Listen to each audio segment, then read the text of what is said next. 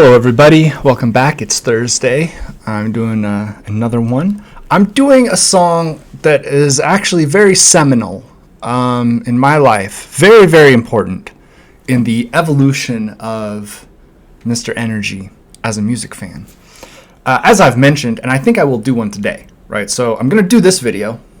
I'm going to do this song that changed my life, right? A little bit. And then I'm going to do, just for comparison, I will show what I was listening to before I found this. I've mentioned this in other videos, but I was raised deeply, deeply Christian conservative. James Dobson. I was homeschooled. Very conservative. And there was a lot of music I was not allowed to listen to. A young Mr. Energy was at a Christian bookstore in his hometown.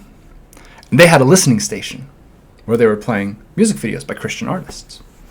And this video was playing, and I listened to it, and I got opened up to a whole new world of music. Now, this is new metal. I mean, people talk a lot of shit about this kind of music, but for me, it was the first really heavy, aggressive, like driving beats that I had really ever had the chance to listen to.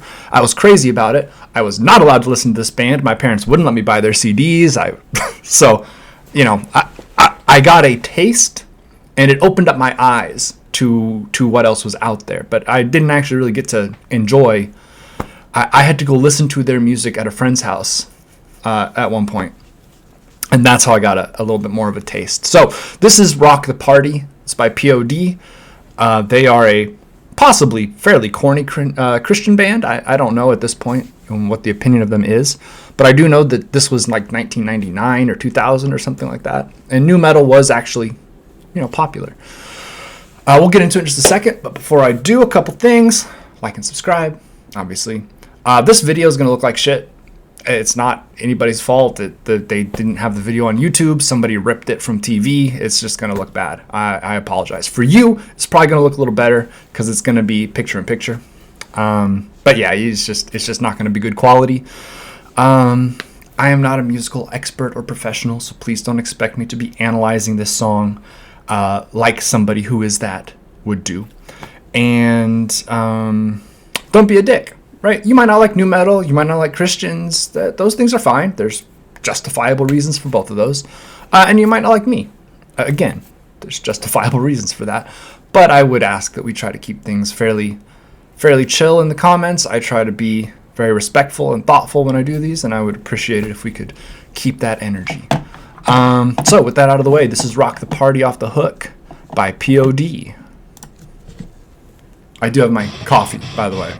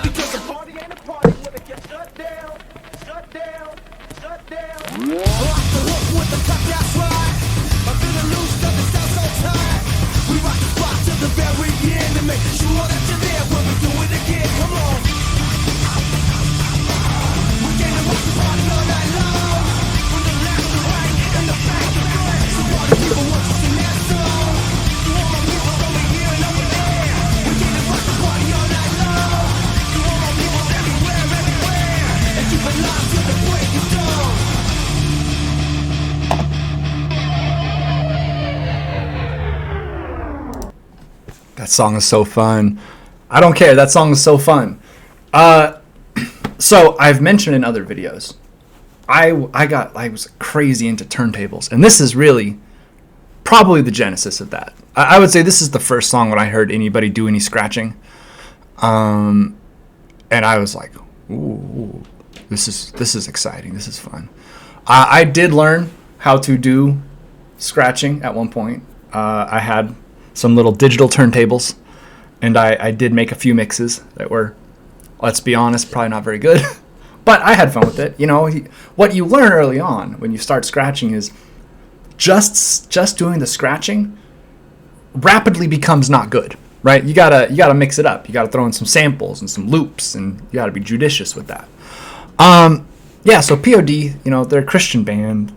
As far as I can tell, it's always been a big deal to them, right? Their faith and their, you know, one of their big priorities. But this sound, right? This sound, when what I had been listening to was like piano-driven pop, mostly, was like, it just blew my mind. You got that heavy, thick guitar riff to open the song, really distorted, really crunchy. Then you've got the drums. You've got the aggressive rap vocals, right, over the top of it. You got the scratching, which adds a whole new element. It just blew my little mind. And it opened me up too, like stylistically, right? I wasn't able to dress like this, probably for the best, because that style really didn't last. But I didn't grow up in a super small town, but I did grow up, again, fairly sheltered, right? But without too many particularly alternative people around me. You know, not a lot of people that I knew had dreads, right? So seeing this new style, seeing the new, you know, these new fashions that were like, this is cool, right? It sort of inspired me a little bit. I did wear huge denim shorts when I was in like middle school and when I was playing basketball with my friends. I didn't really rock the wristband in public too much, just when, you know, just on the basketball court to actually help with sweat. But yeah, this song was really huge for me. I think it still stands up. I mean, lyrically, you know, it's a little bit stiff. I think the lyrics weren't all that fluid. But listen, you got to rock the party, because the party's not a party when it gets shut down. And those are words to live by. So yeah, belatedly, I want to thank POD and Sonny and Marcos and the crew for opening up my eyes to a whole new world of music. Yeah, ever since the first time I heard it, it just got me. So that's enough. I'm going to do. I think I'm going to do a Michael W. Smith song. And I'm not going to shit on him because I really do like him. I think he's a fantastic musician. But I just want to give you guys context for what my life was like before I heard this, what I was listening to on a daily. But I'm going to wrap this one up. Thank you guys for watching.